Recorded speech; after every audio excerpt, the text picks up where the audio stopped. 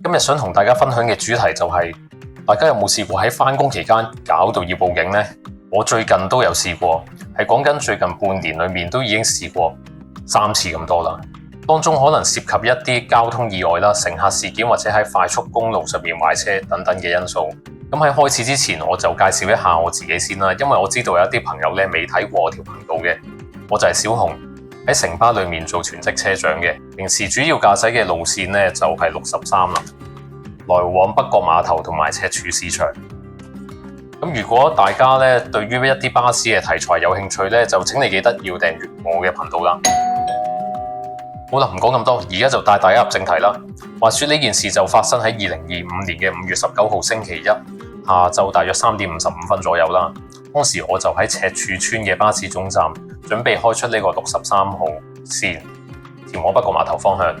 就喺我開車前5分鐘咧，我就發現到喺排隊月台嘅位置咧，有一名中學生，突然之間佢用隻手咁樣去撕開我車身上面嘅一張城巴標誌嘅貼紙。當時因為我聽到嘩咁樣一聲啊，好大聲嘅聲響啦，我喺架車上面休息緊噶嘛，咁就於是伸個頭埋去望下咩事啦。咁就發現張貼紙已經俾人哋搣開咗一半啦。我唔知道大家知唔知我講緊邊個位置啦，因為我而家手頭上就冇城巴嘅貼紙嘅，因為講緊嗰張貼紙係好大嘅，係5乘1尺咁大張嘅。咁就俾大家睇下啦，即係用模型車做示範啦，就係講緊係啦，車門後面嘅呢一個貼紙啦。咁我當時見到呢一個情況，應該點做啊？第一時間咪落車去制止佢咯，叫佢唔好咁做啦。我就即刻問佢：喂，你喺度做緊啲乜嘢啊？當時呢個犯案人就冇出聲。咁我喺冇辦法嘅情況之下咧，就唯有打去公司嘅控制中心嗰度求救啦，問下佢應該點做啦。咁根據控制中心俾翻我嘅回覆咧，就係呢架車唔可以開，一定要報警，同埋唔好俾呢個犯案人逃離現場。咁我只好按住呢個本子，按住呢個指示去辦事啦。呢件事前後就擾攘咗大約個半鐘嘅時間啦，但係成個過程我諗大家都冇興趣聽我講咁多啦，所以我簡單咁樣交代一下就算啦。其後警察到場處理，我哋公司都有派出稽查去處理呢一件事嘅。咁警察就同時打俾學校啦，同埋呢位學生嘅家長。咁之後咧，學校就派人啦，將呢位學生送翻去學校嗰度等候，等佢嘅家長嚟接佢翻屋企。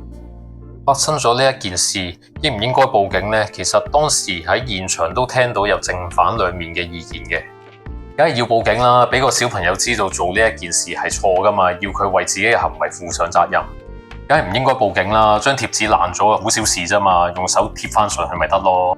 報警係啱噶，巴士車長只係做翻佢自己嘅責任份內事啫嘛，佢都係打份工，梗係唔應該報警啦。咁小事就搞到冇咗班車坐，我哋趕時間噶嘛，真係你老。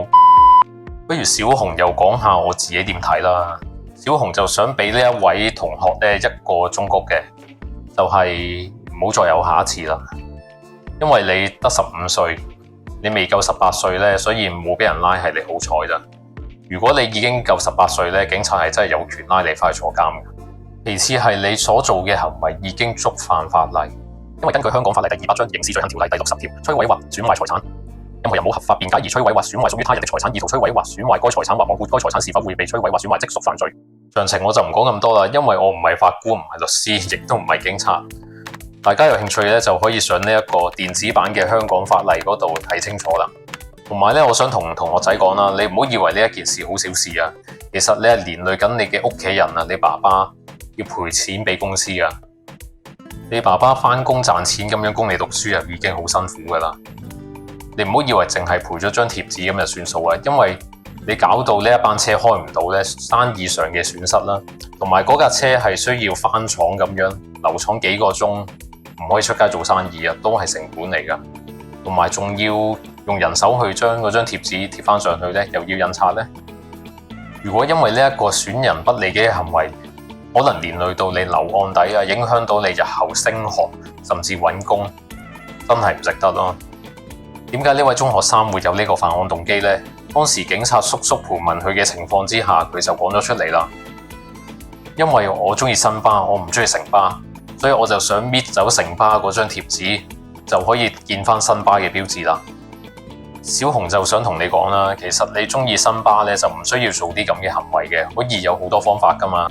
例如收藏新巴嘅紀念品啦，係講緊一啲鎖匙扣啦，其實價錢都係好平嘅啫嘛，又唔會佔用好多空間嘅，你不妨可以考慮一下啦。如果你真係好中意新巴嘅巴士嘅，就考慮到你屋企有足夠嘅空間，又應付到經濟負擔，咁就不妨考慮下收藏新巴嘅巴士模型咯。我自己都有一啲收藏品㗎，例如講緊我自己駕駛嘅63號線啦，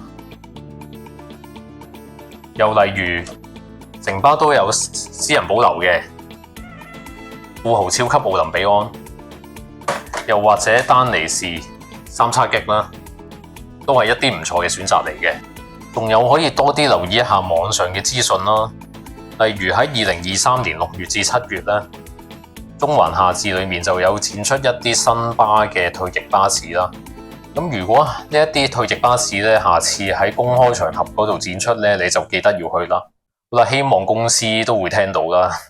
唔知幾時會有 SF3啊、3354同埋5102啦，希望可以快啲出嚟展覽啦。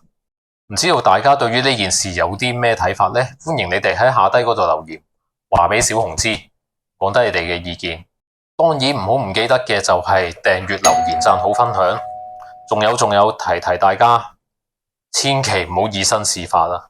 做錯事啊，會令你後悔一世啊！好啦，下一條片再同大家見面，拜拜。